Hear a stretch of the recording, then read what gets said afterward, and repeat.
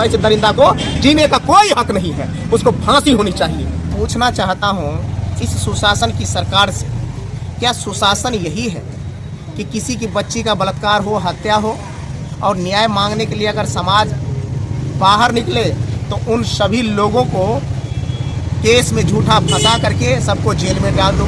अगर यही न्याय है तो फिर सुशासन क्या है? बहुत ही दुख के साथ कहना पड़ रहा है। अभी हम दरभंगा नगर निगम क्षेत्र के हम लोग गए थे, जहां मृत परिवार से मिले और आप सभी को जानकारी होगी ही कि पिछले कुछ दिन पहले एक छोटी मासूम 6 साल की बच्ची का बलात्कार का नृशंस हत्या कर दी गई।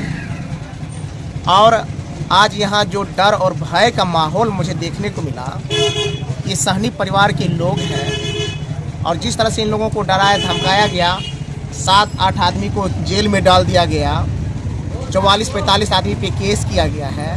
अब मैं पूछना चाहता हूँ इस सुशासन की सरकार से, क्या सुशासन यही है कि किसी की बच्ची का बलात्कार हो, हत्या हो और न्याय मांगने के लिए अगर समाज बाहर निकले तो उन सभी लोगों को केस में झूठा फंसा करके सबको जेल में डाल दो? अगर यही न्याय है तो फिर सुशासन क्या है?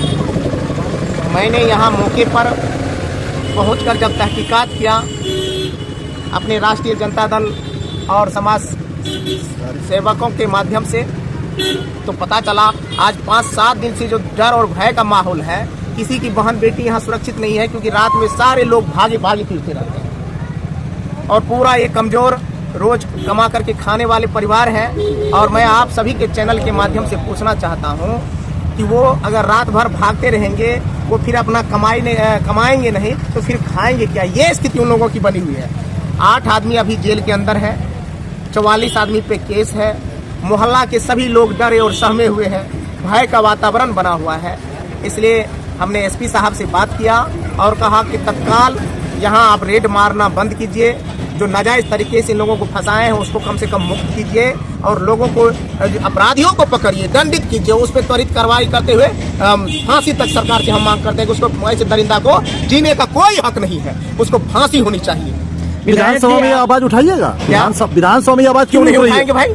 फांसी की मांग कहाँ उठ रही है विधानसभा में? फांसी ऐसे दरिंदाओं को जीने का क्या हक है? तो हम भी क्यों नहीं ऐसे दरिंदाओं को, जो बहन बेटियों और मासूमों की हत्या कर दे, उसको जीने का अधिकार कहाँ है? उसको तो त्वरित कार्रवाई हो करके उसको फांसी होनी चाहिए। विधानसभा और संसद में इसलिए आवाज नहीं उठाया जाता है, मानने में आता है कि विधायक और सांसद पर ऑलरेडी यौन शोषण का कई केस होते हैं। अगर इस तरह का है तो फिर वो लोग कहे चुनाव लड़ते हैं? भैया आप कहीं का बात कहीं मत। नहीं, बात वही है। अगर बात नहीं है तो जो आप जिनसे सवाल कर रहे हैं आप उनसे पूछें। विधानसभा में आवाज उठना चाहिए ना, सभी एक मत होना चाहिए। बिल्कुल होना चाहिए। अब एक मत होता तब तो इन लोग, एक मत होता तो लोग कहते हैं कि सुशासन चल रहा है, तब चलिए एक मत करवा कर सबको करवा दीजिए, कहिए सब सुशासन चलेगा।